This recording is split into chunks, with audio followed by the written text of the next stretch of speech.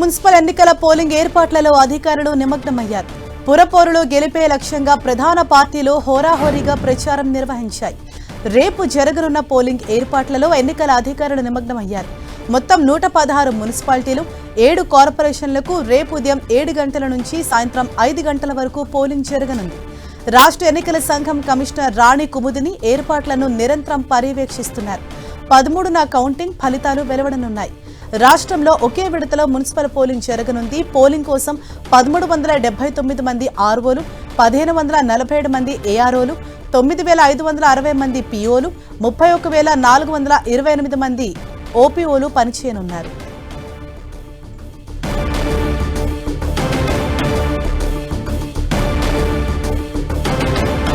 ఇదే విషయంపై మరింత సమాచారం మా ప్రతినిధి తిరుపతి చారి మనకు అందిస్తారు. చారి, రేపే పోలింగ్ జరగనున్న నేపథ్యంలో ఎటువంటి భద్రతా చర్యలు చేపడుతున్నారు? ఎక్కడైనా ఏమైనా సమస్యాత్మక ప్రాంతాలు గుర్తించారా? అక్కడ ఎటువంటి అదనపు భద్రత ఉండనుంది?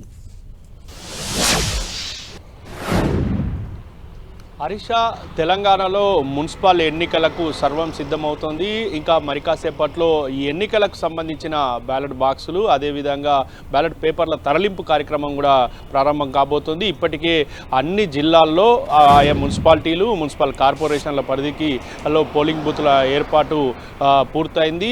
ఇక పోలింగ్ స్టేషన్లకు సామాగ్రి తరలింపు మొదలవుతుంది. మొత్తానికైతే రేపు ఉదయం 7 గంటల నుంచి సాయంత్రం 5 గంటల వరకు పోలింగ్ జరగబోతోంది. మొత్తం 116 మున్సిపాలిటీల్లో, అదేవిధంగా 7 కార్పొరేషన్లో 2996 వార్డులకు ఎన్నికలు జరగబోతున్నాయి. ఈ మేరకు అన్ని ప్రధాన పార్టీల నుంచి అభ్యర్థులు తాడో పేడో తేల్చుకునేందుకు సిద్ధమయ్యారు.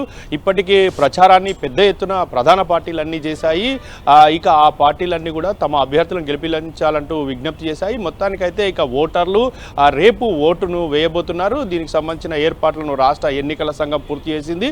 ఇక నిన్న కూడా ప్రత్యేకంగా దీనిపైన రాష్ట్ర ఎన్నికల సంఘం సమీక్షించి ప్రత్యేక ఆదేశాలు జారీ చేసింది. శాంతి భద్రతలు, ఎన్నికలను పారదర్శకంగా ప్రశాంతంగా నిర్వహించేందుకు అవసరమైన చర్యలు చేపట్టాలంటూ ఆదేశించింది.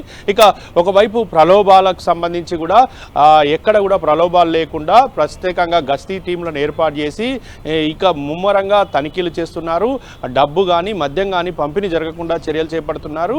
ఇక తెలంగాణ వ్యాప్తంగా 116 మున్సిపాలిటీల్లో 7 కార్పొరేషన్లకు జరుగుతున్న ఎన్నికల సందర్భంగా మొత్తంగా 52,62,62,639 మంది ఓటర్లు తమ ఓటు హక్కు వినియోగించుకునే అవకాశం ఉంది. ఇందులో ప్రత్యేకంగా పురుష ఓటర్లు 25,62,000 మంది ఉన్నారు. అదేవిధంగా మహిళా ఓటర్లు 26,80,000 మంది ఉన్నారు. ఇక ఇతర ఓటర్లు 640 మంది ఉన్నారు. మొత్తానికైతే రాష్ట్రంలో ఒకే విడతలో ఈ పోలింగ్ జరగబోతోంది. దీనికి సంబంధించి ప్రత్యేకంగా రాష్ట్ర వ్యాప్తంగా 8,195 పోలింగ్ స్టేషన్లను ఏర్పాటు చేస్తున్నారు. మరొక వైపు 16,031 బ్యాలెట్ బాక్సులను కూడా దీనికోసం ఏర్పాటు చేస్తున్నారు. బ్యాలెట్ ద్వారా జరిగే ఈ ఓట్లను అత్యంత జాగ్రత్తగా, పారదర్శకంగా ఇటు వెబ్ కాస్టింగ్ కూడా చేపడుతున్నారు. ఎక్కడ కూడా ఎలాంటి ఇబ్బందులు రాకుండా ఇప్పటికే పోలింగ్ స్టేషన్లు ఏర్పాటు చేశారు. మౌలిక వసతులు కల్పించారు. ఇక మొత్తానికి స్ట్రాంగ్ రూమ్స్ కూడా పోలింగ్ తర్వాత కూడా స్ట్రాంగ్ రూమ్స్ కూడా ఏర్పాటు చేశారు. 137 స్ట్రాంగ్ రూమ్స్, అదేవిధంగా 136 కౌంటింగ్ సెంటర్లను కూడా ఏర్పాటు చేస్తున్నారు.